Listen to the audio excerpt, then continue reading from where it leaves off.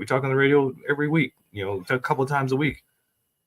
But just to see what happens when guys get together is powerful. And when you make space for a healthy masculinity, for men to be men, for good men to be good men, again, even with this story, first of all, there's a good man that allowed this young guy to come and stay in his place, stay in his home.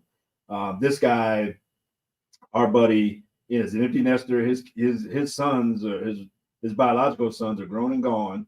And so by every right, quite honestly, if it was me, I'd be like, I don't know if I really want to bring a teenager, especially a teenage boy, into my house. Like, at this point, I want to walk around in my drawers, if that, whatever. But the fact that this guy would let this kid, would provide space for this kid, and then for the summit to provide space for this kid to then find and connect with another guy.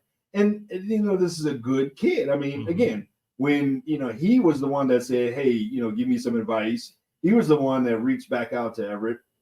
He was the one that called at 11:58 when Everett said, call me at noon. I mean, he was the one that took all the initiative to do all the things, and good things happen. But good things happen when good men are in places where things can happen.